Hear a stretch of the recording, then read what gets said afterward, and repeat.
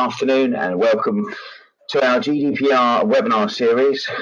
My name is Derek Owen and I am your host for this afternoon. Hopefully it will take around about an hour, not too much, around an hour's time. We'll be kicking off with our very first in our series of what does the GDPR legal requirements mean in practice. This is the first of our webinar series and is a key element in understanding the journey to GDPR compliance. Now, probably like yourselves, I've read lots, watched lots, digested, downloaded lots of information on GDPR, and some of it is quite interesting, but nothing really kind of grabbed me in terms of being able to give me a very good, clear understanding in a very segmented way. So what we've done is we've tried to break down GDPR over the next few webinars into segments which we know are going to be impacting businesses today and in the future, and obviously from the 25th of May next year. I'd just like to say thank you for attending. I'll be shortly handing over to Santiago Castro from KEYRUS. Will take us through the webinar, but they're also, just so that you know, there's some polls in here, and we put polls in our webinars to ensure that we really are on track in terms of information and education on a very key topic. So if you please would mind to just take a few moments out when we put the polls up. They just are 2 or 3 of them throughout the webinar, so we can get a good idea about where everybody is on the webinar in terms of knowledge. Feel free to send in any questions, and hopefully we'll have some time at the end to cover off 2 or 3 of them. And also, everybody asks this, we are recording the webinar and we'll be making it available at the end of the week through the Ajento website, and also we'll be mailing everybody that attended. So, Santiago, I'm going to hand over to you now. Everything okay your end? Yes, thank you, Derek. Thank you. Can you hear me well? Absolutely, no problem at all. Excellent. Okay, well, thank you everyone for attending this webinar. I work in KEYRUS, which is a consulting company specialized in data and information and helping organizations in different journeys around different regulations. We have worked with financial services organizations in the past when the regulations in that industry happen around data, and now we're helping organizations in the GDPR journey. So I'm going to take you through our framework, the understanding that we have of the legislation, and also what it means in practical terms for organizations like yours, and how you can start understanding how it could impact you and what you need to do in a way in that journey. So let's go to the next slide and crack on this.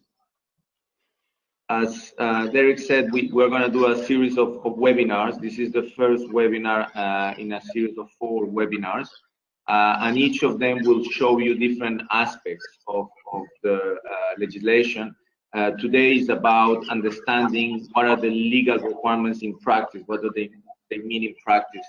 Second webinar will be about how to be compliant, so more of in-depth our framework, and how that by being compliant you can also get real value of your data and be ready for next year when the cutoff date will start.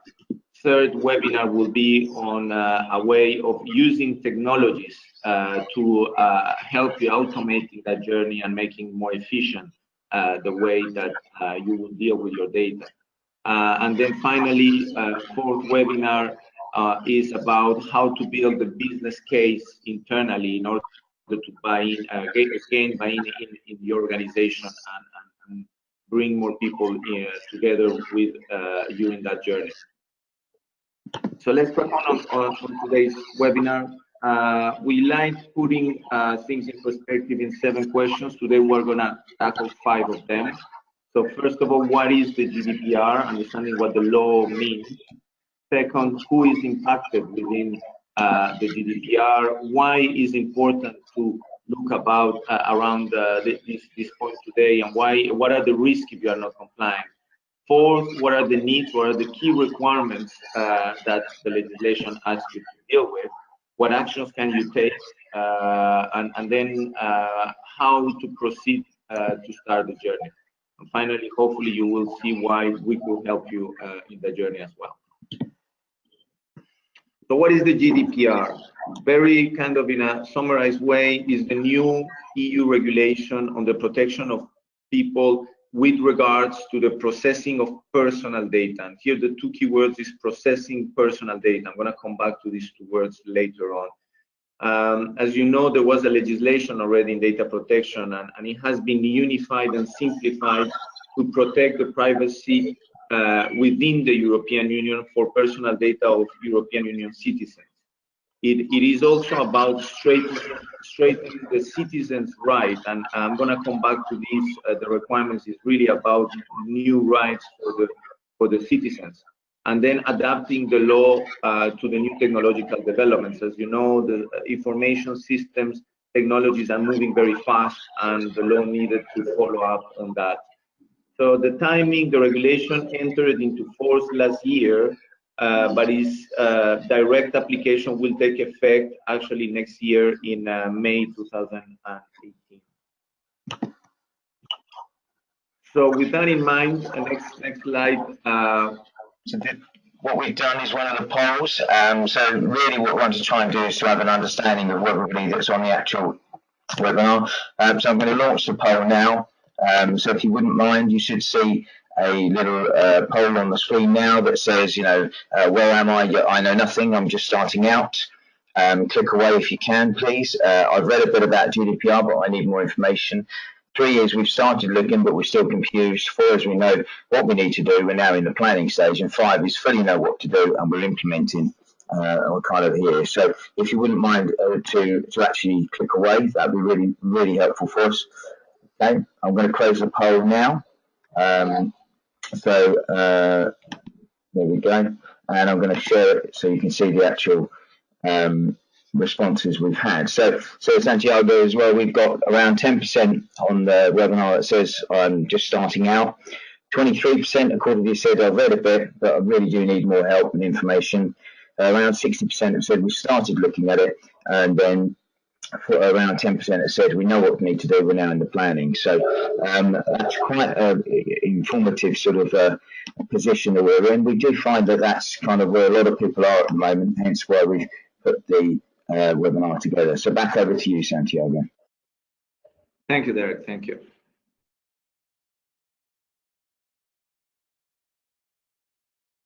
On those points, and I think this is going to be targeted most of you as I see the majority is looking for that information.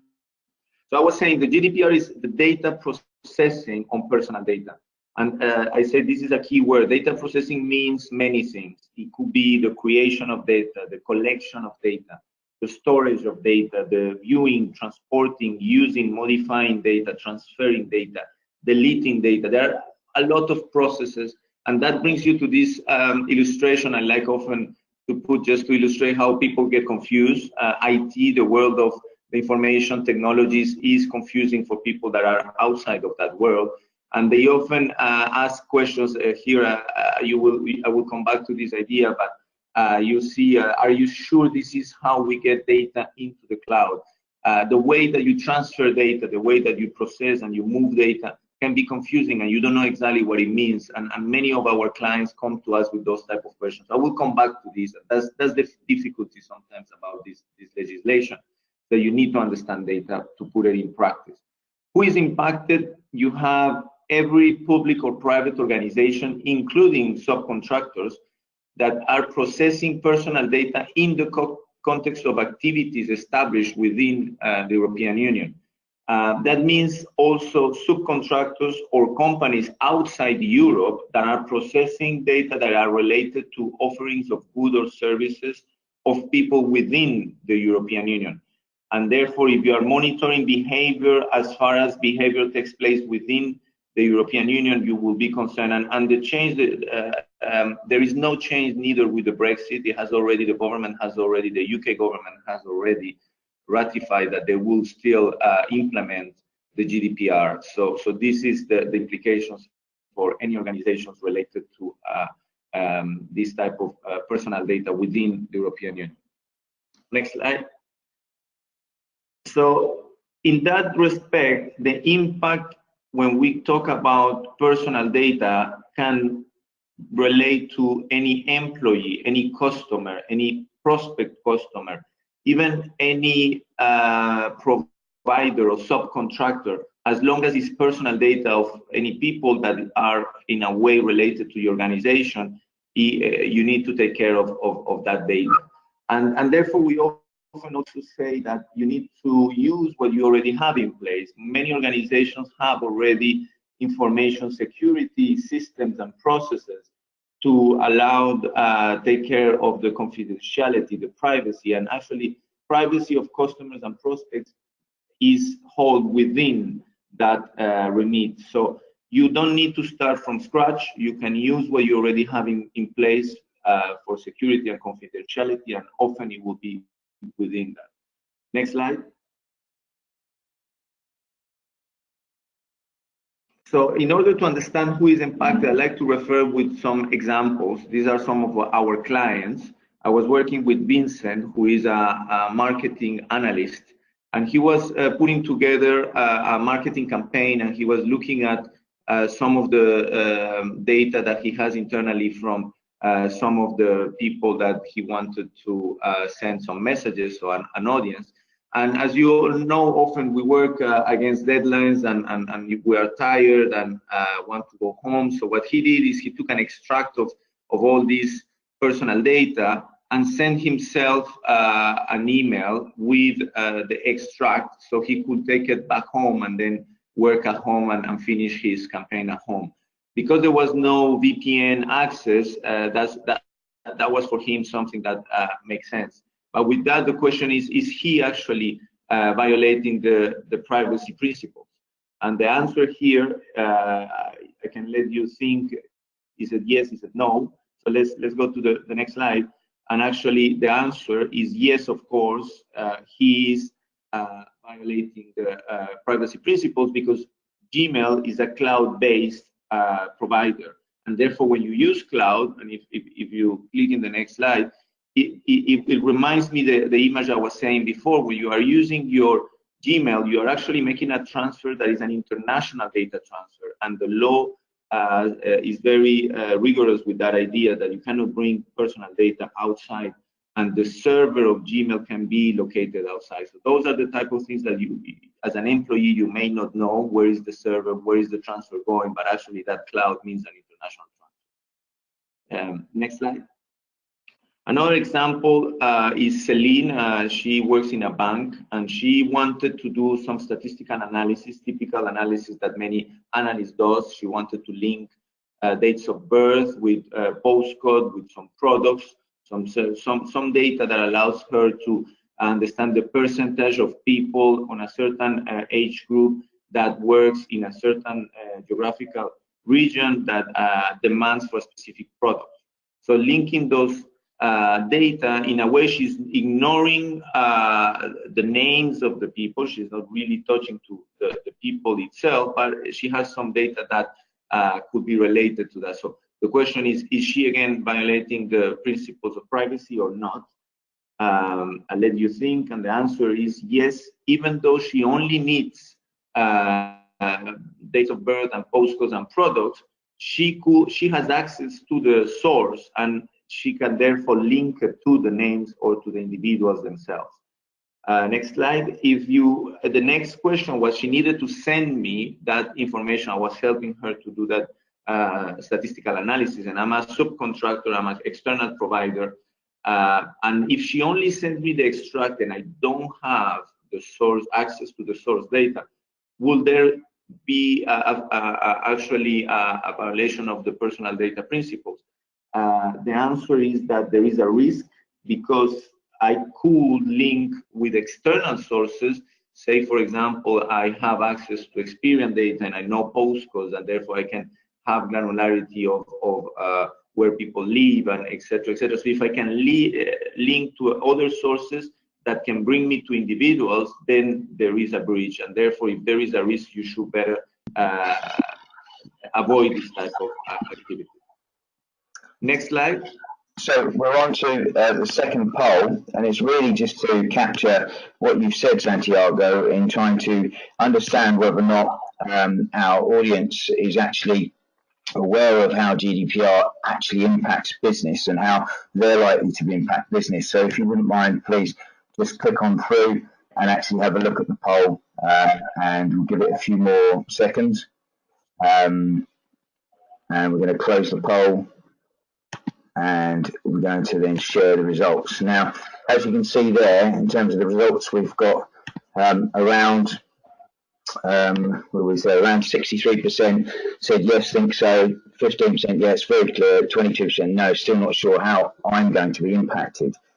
So very, very key here for us to have this webinar, and also from some of the actual answers there, it really is about what will happen not only in the rest of this webinar, but also the next 2 or 3 webinars that we're running. Very, very important you get onto those if you haven't already, because they will also help you to see how business will be impacted. So back over to you, Santiago. Thank you. So the impact in a very short sentence is that it could be a fine up to 20 million euros or 4% of the worldwide annual turnover, whichever is the highest. So that is one financial impact, and that's why many organizations are starting to take care of the GDPR.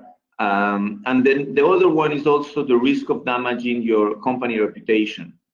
So the important thing behind the understanding the law is that it was created to protect citizens in order for them to trust organizations that hold their personal data.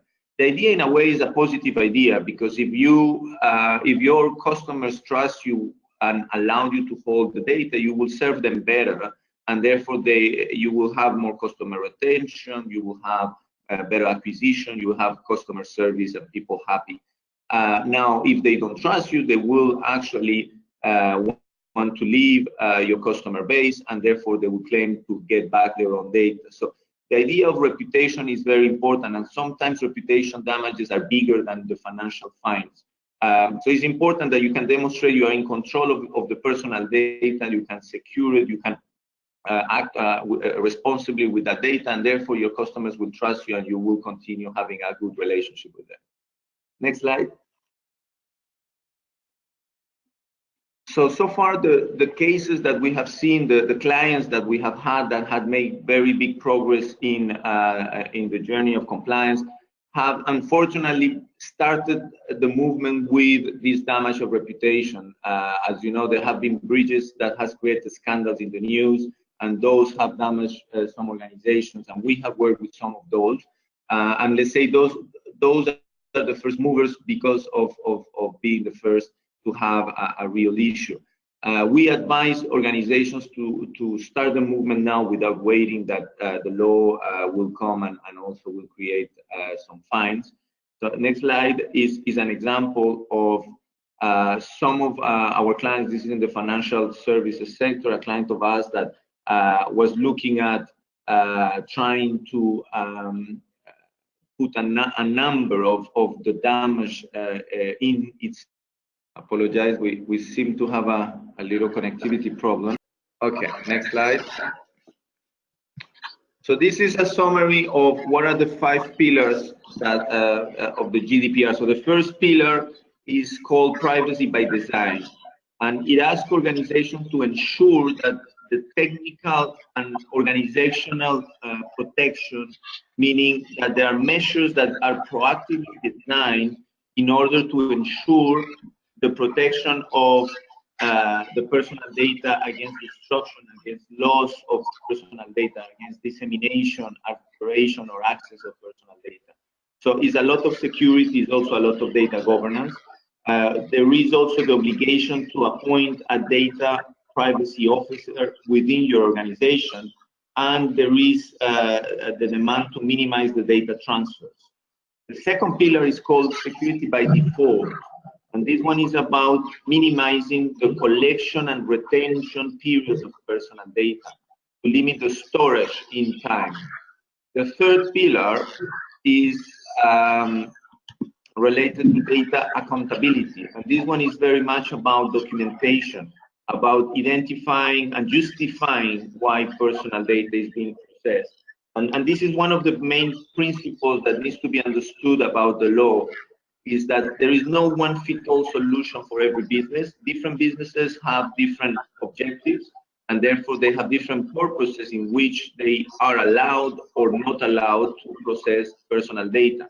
So you need to understand your objectives and why you are processing personal data, and with that purpose, you will be allowed to maintain those activities or not, and therefore it's very important to document and to justify the business purpose. And if you can't, then ask for explicit consent to opt in a voluntary basis from your consumers. So therefore they will give you the permission. The fourth pillar is related to what we call the respect of individual rights. And I was saying at the introduction that the individual rights has been strengthened. And those today are about every consumer can ask any organization to be informed about what is being done with their own personal data. They can ask to access their data. They can ask to rectify the way you are processing the data. They can object to the way you process the data. They can ask to be forgotten, meaning to erase all the records. They can ask to transfer their own records. And this means that you not only need to document everything and understand how you are processing the data, you need to be in control to the point that you can satisfy these rights should an individual ask you for it. And then the fifth pillar is what we call the breach notification. So this is in case there is a breach, you have 72 hours to inform the consumers that were at breach. So the people that the personal data has been breached needs to be informed about that. Next slide.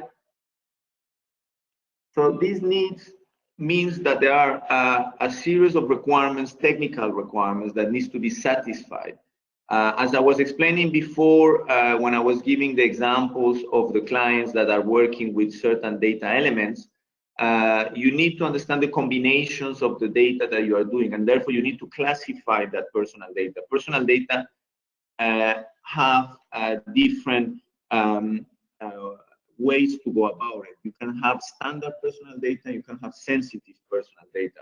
For example, you can, some consumers may don't mind that you hold their date of birth or their weight or their marital status or their employee contract.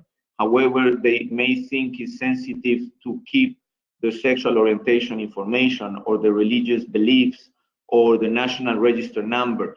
So that means that you need to be in control of what type of data is sensitive, what type of data is standard, who has access to the sensitive, who has access to the standard, how long do you keep the sensitive, and what do you do with that one. So that classification, if we go to the next slide, is what we call in data MDM, master data management. It's very important that organizations has good master data management, meaning that they know how to classify and the different classifications that are in control of them. Data quality is very important as well. As I was saying, the different combinations can give potential to be at breach or not of the privacy. And therefore, data quality is about understanding who is the single record of the individual, so you know what other information around that individual, as I was saying, sensitive or standard, could relate to that individual. Because if an individual asks you to erase or to retrieve information, you need to be able to link all the information around that individual, and therefore the data quality, knowing that that individual name is right and is not and you are not confusing it with another name that is similar but may have a different let's say surname, and therefore data quality to be able to identify each individual is very important, and all the combinations around every individual. Next slide. Another point, as I was saying before, is about documentation. And here is important to understand the main principle behind this new regulation is that the declaration in principle has shifted. In the past, the regulation was about declaring what type of information you have, and therefore declaring the different type of personal data. Now we have shifted to what is called audit in principle, which is because, as I said before, every individual have different rights. Therefore, in a way, they can ask for an audit. They actually can ask any organization just upon simple request to show what personal data this organization is processing and why, the purposes. So that means that every employee of this organization that is creating data or processing data or working with personal data needs to understand what type of data they are processing, needs to understand what are the purposes, why they are processing, and how long are they retaining that data, and are they transferring that data. And it's important that every employee knows it, because if you are trying to put corrective actions, but other employees ignore the consequences of their action when processing the data, they may actually putting the organization at danger while you are trying to secure it in another way. So it's important that awareness and that training for every single employee. The understanding needs to be shared within the organization to all the data users. Next slide. And this is again an example of one of our clients, how the impact into the organization. You need to map out the different areas or the different purposes, the different justifications, the different topics why different users are using personal data.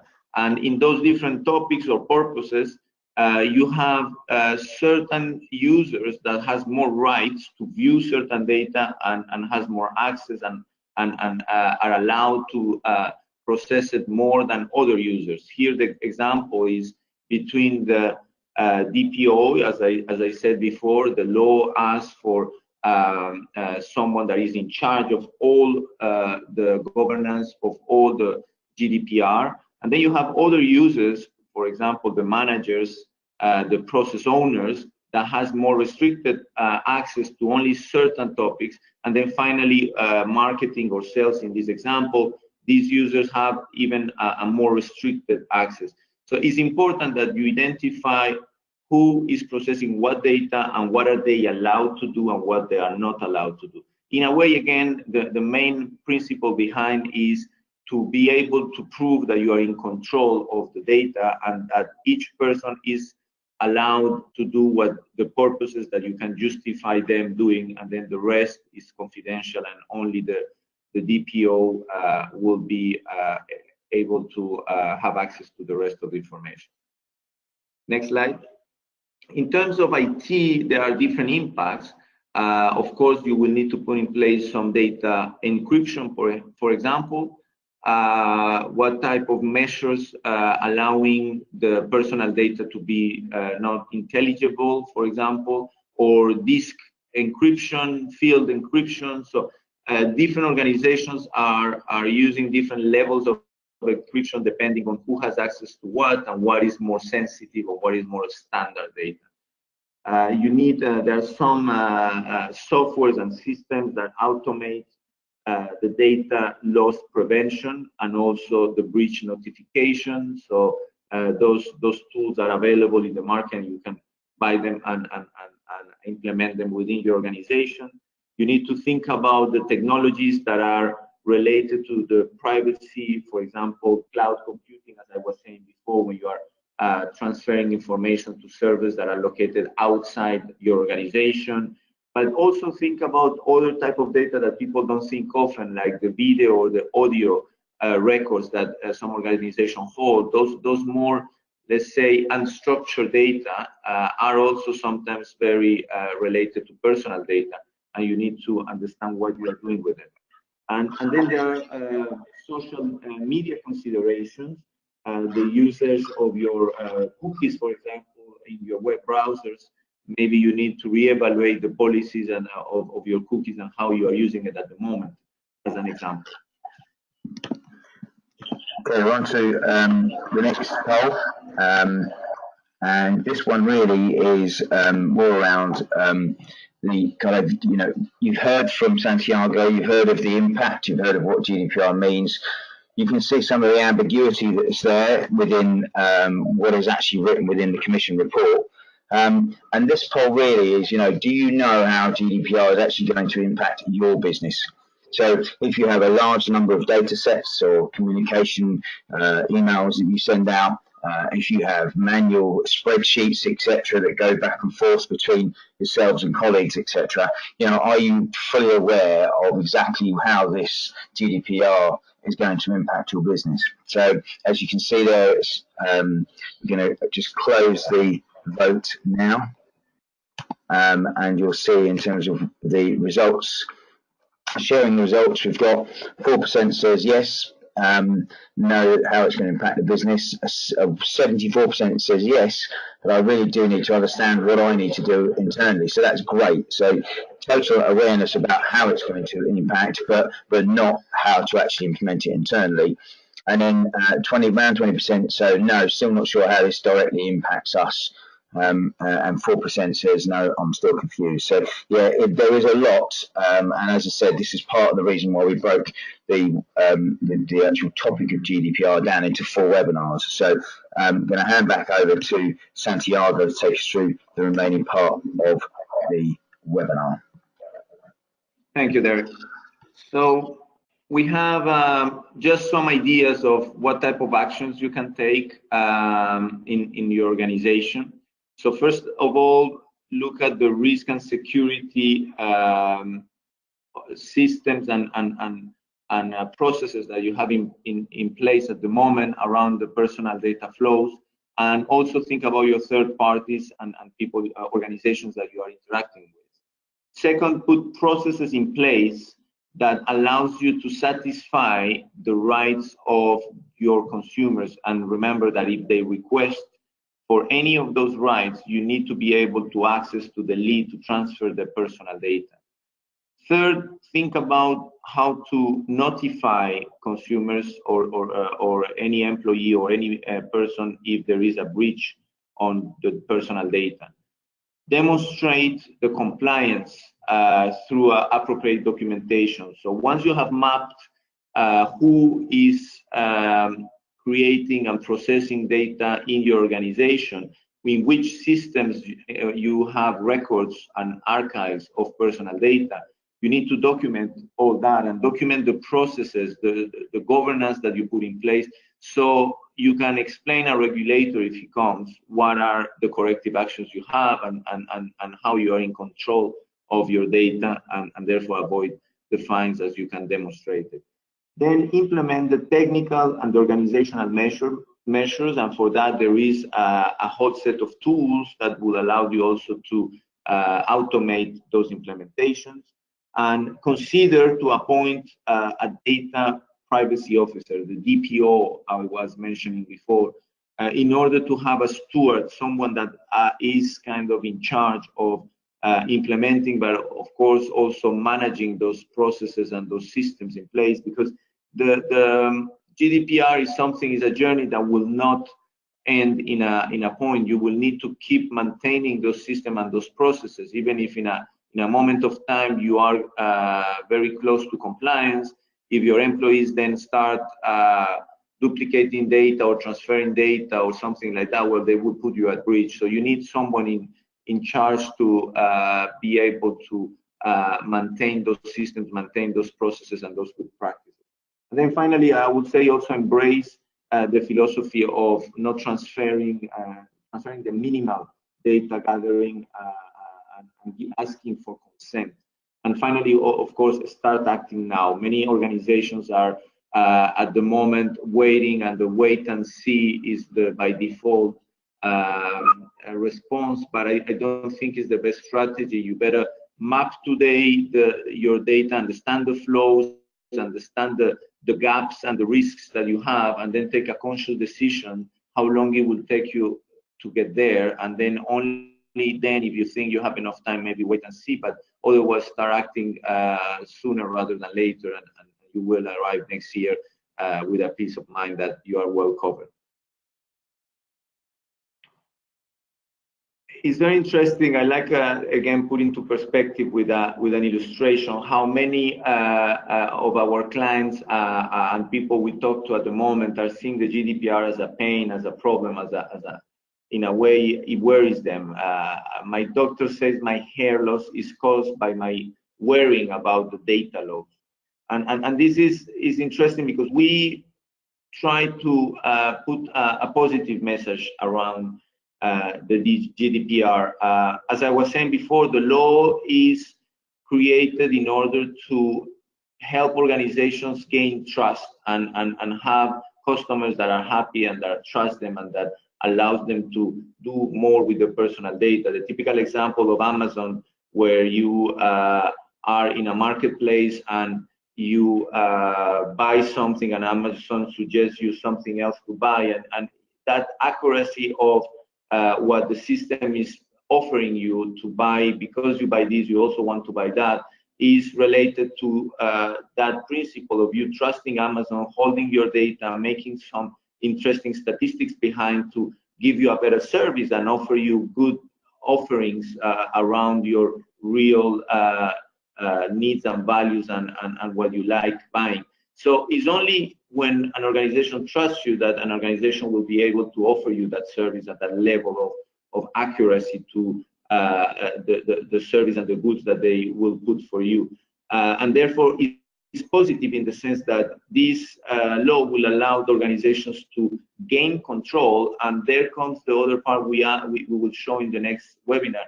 It will allow you to also get more value out of your data. If you map well the personal data you have, if you know the systems where it is, if you know how to process it, you will be able to do better statistics, better get better insights, and therefore be able to maybe produce better services, better offerings, better goods that you will put in the market and that your customers are going to buy. And this is also what is behind the scenes. We can help organizations not only get compliance, but at the same time use this as a moment where they invest, and it's not a cost, it's an investment, because they can therefore gain value out of their data assets and create business revenue from it. And as you know, this is the digital era where we live, and every organization is competing with information at the moment, with systems that allows them to understand their customers. So it's a good opportunity in that sense. Let's go to the next slide. Another part of what the GDPR asks is to put a governance structure in place. I was talking about the DPO, the Data Protection Officer, and there are different ways to go about it. Different organizations are choosing to implement a governance structure that could be different from an organization to another organization. This is an example of one of our clients where they actually choose to have two people in charge. One was a first line that was related to the security team that was already existing in place, and then they created a side and data protection officer.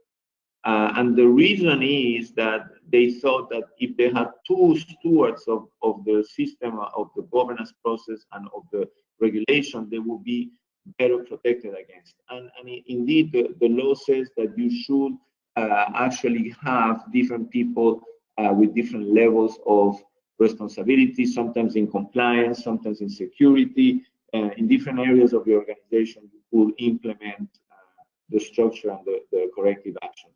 And again, the idea is that the GDPR impacts different areas of the organization. It's a transversal function, and therefore having different levels of responsibility that touches different employees makes sense in that context. Next slide. This is another example of another organization we were working with that had already a big data competency center, basically with different functions to allow digital transformation of the organization. And this comes very well to give a reference to what I was explaining before, is an opportunity to get more value. They had projects, some organizations had invested in Hadoop technologies, in big data technologies. They had put in place big data competency centers, but sometimes not really making the most out of it. And when we were working, engaging with this organization, we realized that within the different roles that had been assigned to this big data competency center, there were some of the activities and processes and roles were related to data security, to compliance, and actually we're already taking care of parts of the activities and corrective actions that the GDPR needs. So in a way, we said, let's not work from scratch, let's not start from scratch, let's not reinvent the wheel, let's work with what you have. And actually, in a way, there was a business case to invest more in that initiative of the Big Data Competency Center in order to do two things at the same time, to get more value out of their big data and also be compliant in respect to the GDPR. So you can use your existing structure, your existing processes, and in a way, transformative actions within organization will only be sustainable if you use what is already existing within the organization. If you use, in a way, a progressive view in regards to the initiatives and visions that were already existing within the organization, and you use them to build your business cases. Next slide. Here is just to summarize, is the same example. What is in red here are the crossovers of some of the initiatives within that big data competency centers that were overlapping with the needs for the governance structure to be compliant, to be GDPR compliant. So there were many overlappings, and therefore it was very interesting because this organization realized that the gap that they needed to bridge between the transformation to be compliant wasn't that big as they thought. They thought GDPR was very complex, but by looking at the structure and what they needed, what they were already doing in terms of big data, there was not that big of a jump. So very comforting lesson there. The next slide. So Santiago, this is the last poll that we've got, just to take everybody through.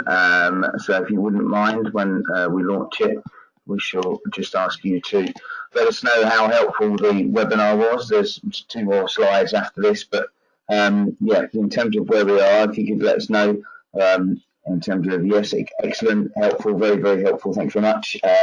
Yes, but do need some more help. 3, great work, but I think I knew most of it. 4, not that much, as I'm already in the process, and then 5, not that much, but I still need a lot of help. So if you wouldn't mind clicking through, we'll just give that a few more seconds.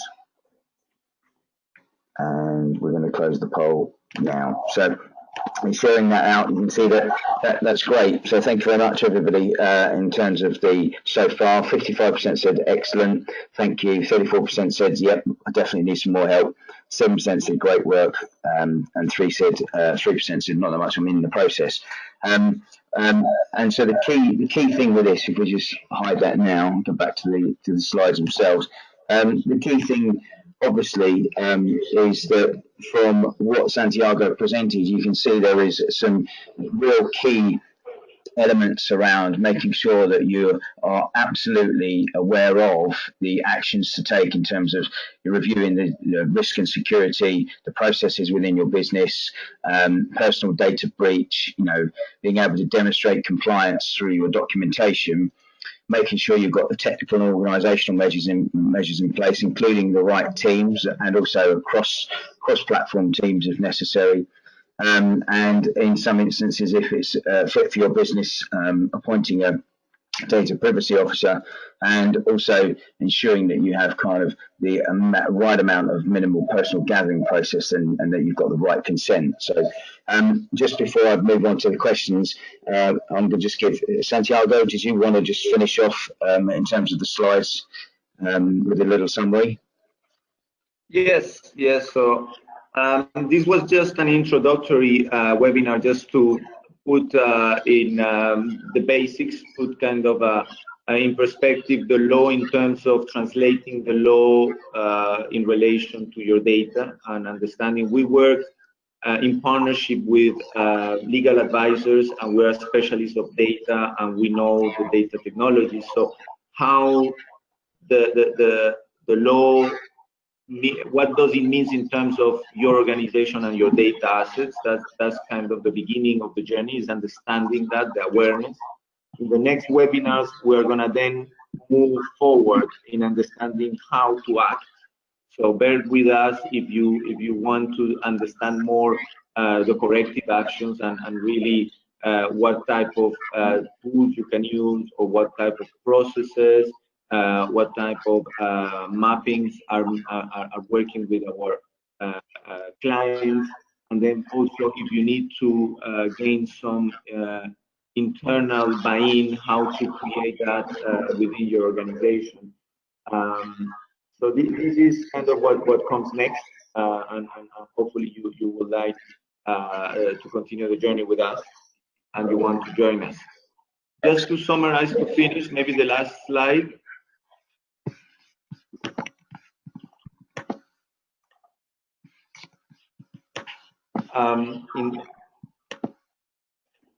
Yeah, it's just a comforting slide of saying that it could seem scary, it could seem complex, but there is a lot of understanding with organizations like ours that has been working with organizations like yours, and we have been helping you through that journey already, and there is a lot that we can do to help you.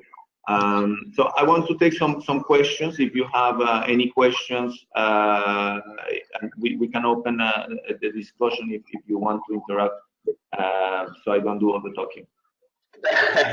Thanks. Okay.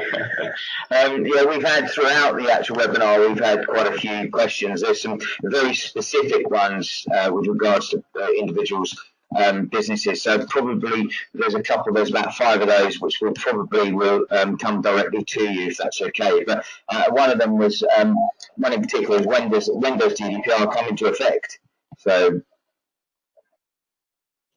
yeah, so it is in May 2018. It will be the cutting date. So the regulation is already in place, but the real implementation is gonna start next year in May 2018. Okay, thank you. And then in terms of another one we have here, which is you know, from one I have as well, but in your experience, Santiago, what are the most common mistakes you come across when you see people see businesses starting to approach GDPR? What's the most common mistakes that everyone on the webinar needs to be aware of? Yeah, well, I would say the very first one is, as I was saying before, the wait and see attitude. Many organizations are just waiting, and I think that is a big mistake, because that will be only surprising you when the law will come in place, and in a way you will need to react and firefight, and maybe the consequences will be difficult to work with. The second mistake is that some organizations are kind of simplifying the complexity, are thinking that it's all about just data security, and if you have a good data security and there is no breach, you are compliant, or it's all about just technology, putting the right technology and forgetting about the people and the processes. We advise organizations to look at the law from a holistic point of view, and I try in this presentation to show that there are different angles that you need to consider. You need to consider the people and the processes of your organization, the awareness of each of the data users and analysts, but of course you also need some technology, some MDM or master data management technology, some data quality technologies. You also need systems that are secure. You need governance in place and a structure behind. So really looking at the people, processes, and technology, all of it together, and the solution is not just one side, but it needs to look at the different sides.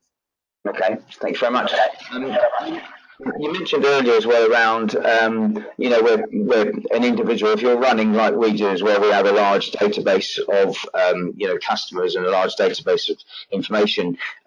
When people send in today, if they want to know information, they have to obviously pay for that process, don't they? What happens from May the 28th onwards next year? What happens? 25th, sorry, May the 25th. So you're asking what do we think will happen in the moment that the law will start in May 2018, right? Yeah, yeah. So I mean, it's a good question. It could there could be different scenarios.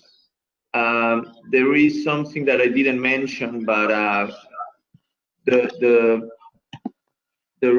regulation will be enforced, of course, by a regulator body, and they will have, in a way, consumers or individuals could actually call for an audit.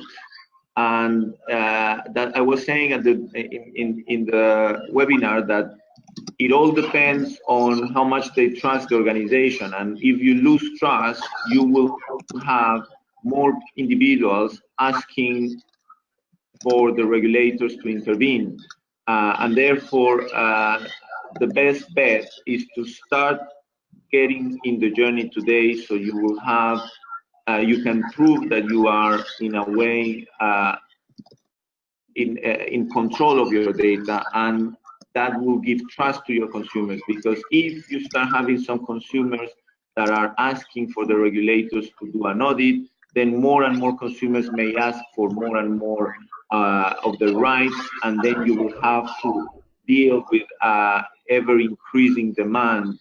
And remember that it's not just about documenting. If you have one consumer that asks to retrieve some data and another consumer that asks to actually that objects to some of the activities but allows you to do some other, etc., etc., it could be a lot of work. And that is what we think could be the more difficult part to deal with, is if you start having regulators that are knocking at your door, and at the same time more and more of your customers asking for the rights, then it can become a difficult task to deliver. Excellent, thank you. I'm going to take one more question. We've got 3 minutes left on our allotted time. So I think one of these things here we've got is, you know, where is the best place to start the journey? You know, I'm about to start to investigate it. What do I do first? Where do I go first? What do I do? I know this webinar has helped a number of people, but what's the next steps for them other than attending our next webinars? Yes, that's a very good question. So I guess the very first point is awareness. So understanding and acknowledging the law, but understanding also what is the journey that you need to make, and how big is the gap that you need to in a way fulfill before being compliant. And depending on your organization, the gap may be big or maybe small. Are you a B2B or a B2C? If you hold more personal data by the nature of your organization, then it may be more complex. The journey, it may entail more systems, more archives. Do you have a lot of historical data in some places? Do you need personal data to do your activities? And therefore, it's about mapping the information flow life cycle in a way. What information is created, where is it processed, where is it stored, or where is it retained and archived, and when is it erased? And once you map all that, you will be able, in a way, to have an idea of the size of the risk and the size of the gap. I think that's the best starting point, is to understand where you stand and how big is the journey, in order to then decide what are the activities you can do quickly and which ones would be more difficult. Okay.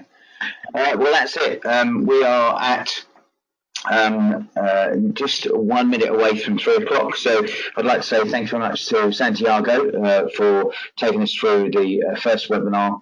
And thanks very much to everybody for attending this webinar, and hope you can attend the rest of them. Hopefully this is a good understanding for you of exactly where we are, kind of an introduction as to what GDPR means and where it's actually going. The next three go in, as we said, into a bit more detail, having spent the last 4 or 5 months looking through lots of other webinars in the industry. We really wanted to create something that kind of segmented and broke down exactly what some of the key issues are for individual businesses.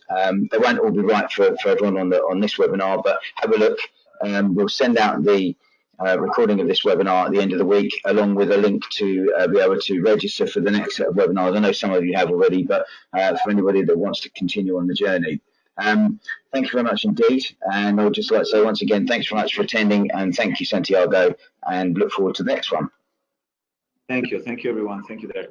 Thank you.